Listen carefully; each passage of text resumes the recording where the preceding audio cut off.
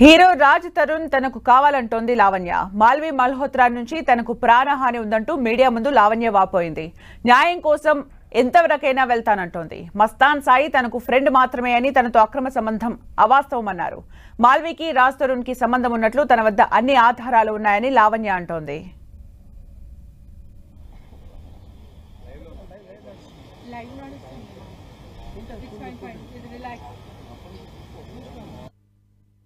మాల్వి వచ్చిన తర్వాత డిస్టర్బెన్సెస్ వల్ల నాతో మాట్లాడడం మానేశాడు. అంటే గొడవలు అయ్యేవి. నాకు రాష్ట్రం లేకుండా నేను బతకలేనండి.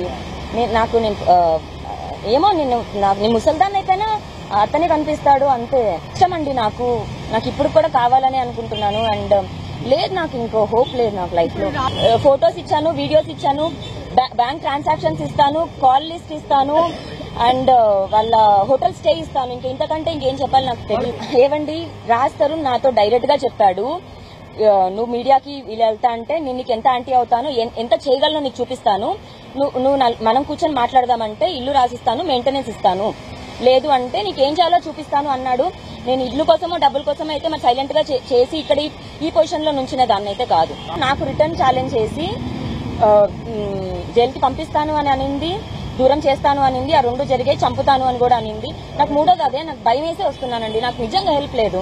అంటే అతను నన్ను వదిలించుకోవడానికి ఎక్కడికైనా వెళ్తాను, జైలుకి వెళ్తాను అని అంటున్నాడు. టు బి హానెస్ట్, మొన్న నేను రాజధాని ఇద్దామని అయితే అనుకోలేదండి. నాకు ఆ థ్రెట్ కానీ డ్యామేజ్ కానీ మాల్వి వల్ల వచ్చింది. నాకు అన్యాయం జరిగింది. ఓకే, ఇప్పుడు అతన్ని నమ్మడమే నేను చేసిన తప్పు అయితే నేను ఆ తప్పు ఒప్పుకుంటున్నాను. నాకు సహాయం కావాలి. ఇప్పుడు మాల్వి కూడా ఇది అఫేర్ అని కూడా కాదు.